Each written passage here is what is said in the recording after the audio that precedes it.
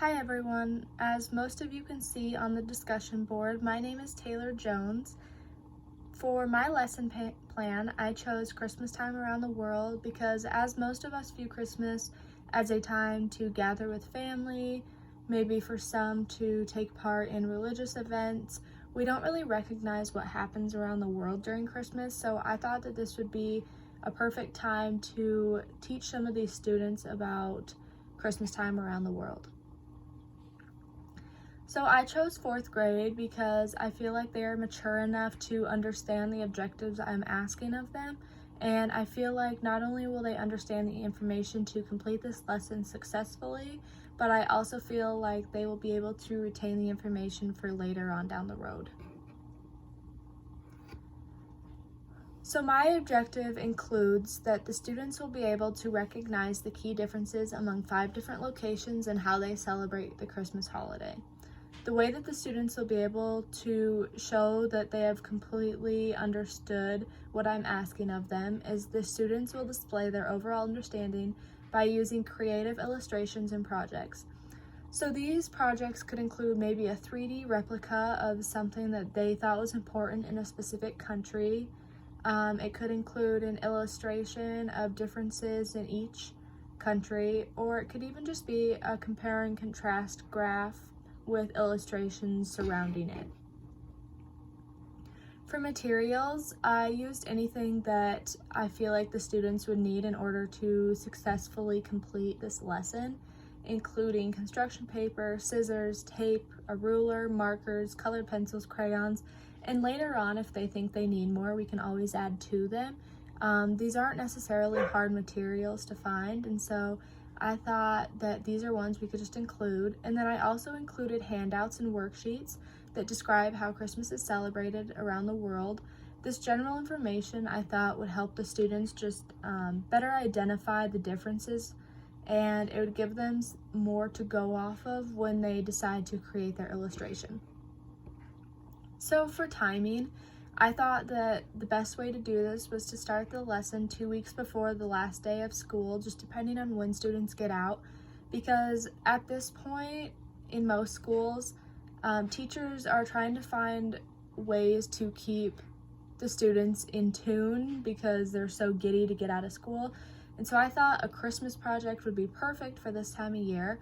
To open up, I thought an hour a day for 2 days could be spent on students discussing their own Christmas traditions, which would allow them to not only understand each other better, but they could recognize the differences they have within their class. And then I also thought that reading through the assigned worksheets I discussed earlier would be the best way for them to get a better recognition of what we're doing. On the 3rd day, I thought we could spend about an hour to an hour and a half going over a presentation that I created, including more general information about these countries and their differences.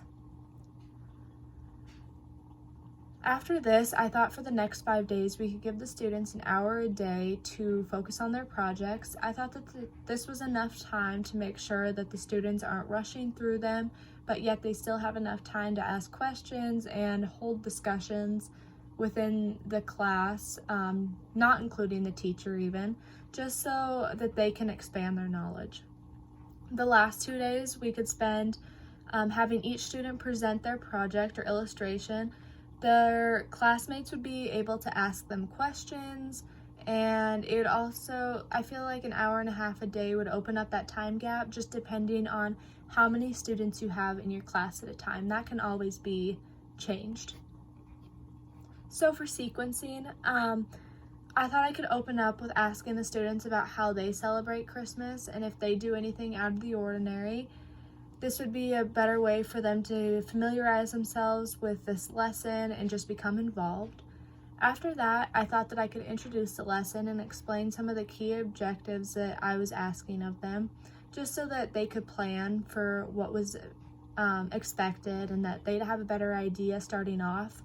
And then I'd also acknowledge them about the 5 locations that we were gonna talk about, which were Sweden, Germany, China, Ireland, and Japan. After this, I'd explain to the students how Christmas is different for everyone, that there are certain families that celebrate in a religious way. Some families just celebrate with their families. And then there are others that just don't celebrate at all.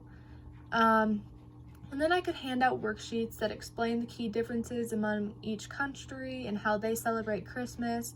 And I thought the best method to use for doing this was for each student to read, and we'd use the popcorn method so that students could pick on each other to read, and everyone would just be more intertwined with what was going on, and so it wouldn't be so much of a teacher-led lesson. So after reading the worksheets, I would pull up the PowerPoint that I created, and we could go over that a little bit. And then I would give the students the option of either doing their illustration of Christmas, or they could do their 3D model, and then they could get started on that. And then once that was over with, the students would have time to present their projects. So for my differentiation, I thought that initially I could lead the lesson just so the students would be able to retain the information. And then once they became comfortable, the students would be able to collaborate throughout the lesson. They'd take turns, as I said before, reading the information, and they could discuss among themselves the differences within the countries. And then for the assessment, I thought that both oral presentation and the project could be used. This would help me recognize what they learned, what needed worked on throughout the lesson, and what I could change. I thought that I could use the discussions that were taking place among the students as well, just so that I could see the information that they were learning was growing on them and that they didn't need help from me. And then at the end of the lesson, I was going to allow for the students to discuss the parts they liked and disliked for further help. All right, so I hope that this lesson plan helped you guys. I hope that it was a good idea for what you could do for not only helping your students become more involved, but it's also a great multicultural lesson because we are learning about people from all around the world. And I hope you guys had a great semester. Thanks for watching.